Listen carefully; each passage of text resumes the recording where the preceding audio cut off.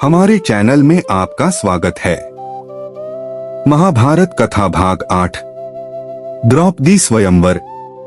कृपया हमारे चैनल को सब्सक्राइब करें।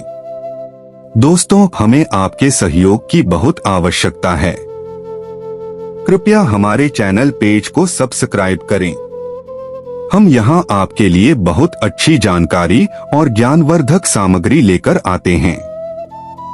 कृपया सब्सक्राइब जरूर करें। साथियों, स्वयंवर सभा में अनेक देशों के राजा महाराजा एवं राजकुमार पधारे हुए थे।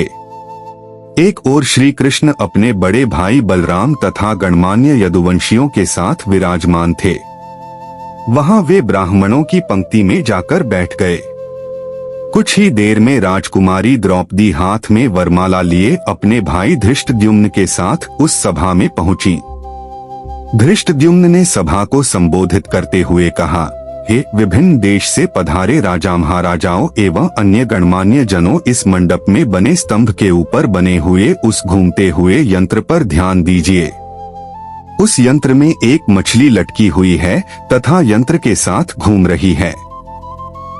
आपको स्तंभ के नीचे रखे हुए तैलपात्र में मछली के प्रतिबिंब को देखते हुए बाण चलाकर मछली की आंख को निशाना बनाना है।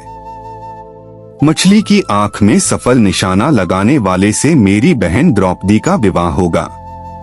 एक के बाद एक सभी राजा महाराजा एवं राजकुमारों ने मछली पर निशाना साधने का प्रयास किया, किंतु सफलता हाथ न लगी और वे कांतिहीन होकर अपने स्थान में लौट आए। इन असफल लोगों में जरासंध, शल्य, शिशुपाल तथा दुर्योधन, दुशासन आदि कौरव भी सम्मिलित थे। कौरवों के असफल होने पर दुर्योधन के परम मित्र कर्ण ने मछली को निशाना बनाने के लिए धनुष उठाया, किंतु उन्हें देखकर द्रौपदी बोल उठीं, यह सूतपुत्र है, इसलिए मैं इसका वरण नहीं कर सकती। द्रौपदी के वचनों को सुनकर कर्ण ने लज्जित होकर धनुष बाण रख दिया। उसके पश्चात ब्राह्मणों की पंक्ति से उठकर अर्जुन ने निशाना लगाने के लिए धनुष उठा लिया। एक ब्राह्मण को राजकुमारी के स्वयंवर के लिए उद्यत देख वहां उपस्थित जनों को अत्यंत आश्चर्य हुआ, किंतु ब्राह्मणों के क्षत्रियों से अधिक श्रेष्ठ होने के कारण से उन्हें कोई रोक न सका। अर्जुन ने तैलपात्र में मछली के प्रतिबिंब को देखते हुए एक ही बाण से मछली की आंख को भेद दिया। द्रौपदी ने आगे बढ़कर अर्जुन के गले में वरमाला डाल दिया। एक ब्राह्मण के गले में द्रौपदी को वरमाला डालते देख समस्त क्षत्रिय राजा महाराजा एवं राजकुमारों ने क्रोधित होकर अर्जुन पर आक्रमण कर दिया। अर्जुन की सहायता के लिए शेष पांडव भी आ गए और पांडवों तथा क्षत्रिय राजाओं में घमासान युद्ध होने लगा। श्री कृष्ण ने अर्जुन को पहले ही पहचान लिया था, इसलिए उन्होंने बीच बचाव करके युद्ध को शांत करा दिया।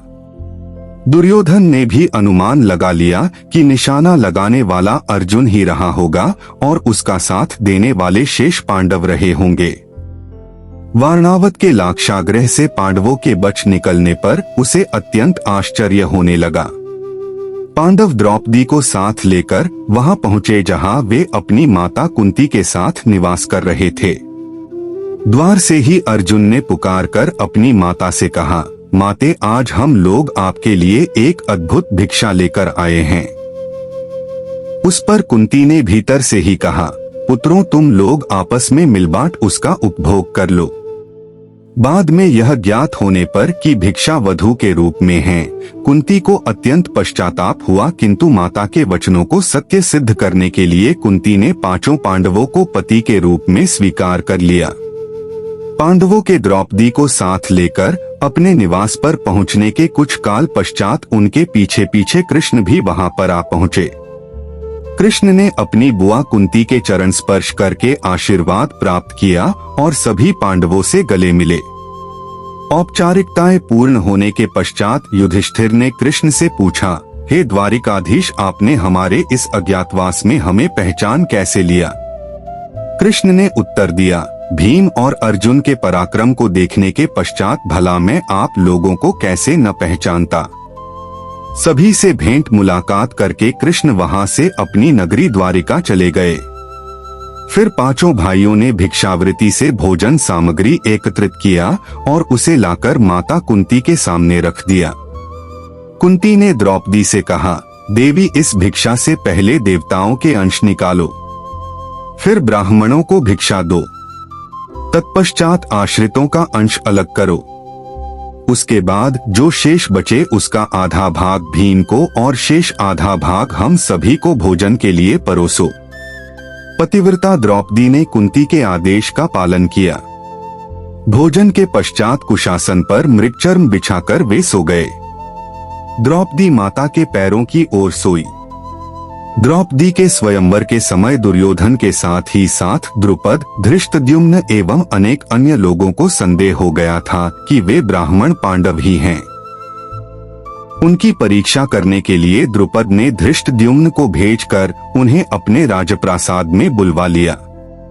राजप्रासाद में द्रुपद एवं धृष्टद्युम्न ने पहले राजकोष को दिखाया, किंतु पांडवों ने वहां रखे रत्नाभूषणों तथा रत्नमाणिक्य आदि में किसी प्रकार की रुचि नहीं दिखाई। किंतु जब वे शस्त्रागार में गए तो वहां रखे अस्त्र शस्त्रों उन सभी ने बहुत अधिक रुचि प्रदर्शित किया और अपनी पसंद के शस्त्रों को अपने पास रख लिया। उनके क्रियाकलाप से द्रुपद को विश्वास हो गया कि ये ब्राह्मण के रूप में योद्धा ही हैं। द्रुपद ने युधिष्ठिर से पूछा, हे आर्य, आपके पराक्रम को देखकर मुझे विश्वास हो गया है कि आप लोग ब्राह्मण नहीं हैं। कृपा करके आप अपना सही परिचय दीजिए। उनके वचनों को सुनकर युधिष्ठिर ने कहा, राजन, आपका कथन अक्षर सत्य है। हम पांडुपुत्र पांडव हैं। मैं युधिष्ठिर हूँ और ये मेरे भाई भीमसेन, अर्जुन, नकुल एवं सहदेव हैं। हमारी माता कुंती आपकी पुत्री द्रौपदी के साथ आपके महल में हैं। युधिष्ठिर की बात सुनकर द्रुपद अत्यंत प्रसन्न हुए और बोले, आज भगवान ने मेरी सुन ली। मैं चाहता था कि मेरी पुत्री का विवाह पांडु के पराक्रमी पुत्र अर्जुन के साथ ही हो। मैं आज ही अर्जुन और द्रौपदी के विधिवत विवाह का प्रबंध करता हूँ। इस पर युधिष्ठिर ने कहा, राजन, द्रौपदी का विवाह तो हम पांचों भाइयों के साथ होना है। यह सुनकर द्रुपद आश्चर्यचकित हो गए और बोले, यह कैसे संभव है? एक पुरुष की अनेक पत्नियां अवश्य हो सकती हैं, किंतु एक स्त्री के 5 पति हों ऐसा तो न कभी देखा गया है और न सुना ही गया है। युधिष्ठिर ने कहा, राजन, न तो मैं कभी मिथ्या भाषण करता हूँ और न ही कोई कार्य धर्म या शास्त्र के विरुद्ध करता हूँ। हमारी माता ने हम सभी भाइयों को द्रौपदी का उपभोग करने का आदेश दिया है और मैं माता की आज्ञा की अवहेलना कदापि नहीं कर सकता। इसी समय वहां पर वेदव्यास जी पधारे और उन्होंने द्रुपद को द्रौपदी के पूर्व जन्म में तपस्या से प्रसन्न होकर शंकर भगवान के द्वारा 5 पराक्रमी पति प्राप्त करने के वर देने की बात बताई। वेदव्यास जी के वचनों को सुनकर द्रुपद का संदेह समाप्त हो गया और उन्होंने अपनी पुत्री द्रौपदी का पाणिग्रहण संस्कार 5 पांडवों के साथ बड़े धूमधाम के साथ कर दिया। इस विवाह में विशेष बात यह हुई कि देवर्षि नारद ने स्वयं पधार कर द्रौपदी को प्रतिदिन कन्या रूप हो जाने का आशीर्वाद दिया। पांडवों के जीवित होने तथा द्रौपदी के साथ विवाह होने की बात तेजी से सभी ओर फैल गई। हस्तिनापुर में इस समाचार के मिलने पर दुर्योधन और उसके सहयोगियों के दुख का पारावार न रहा।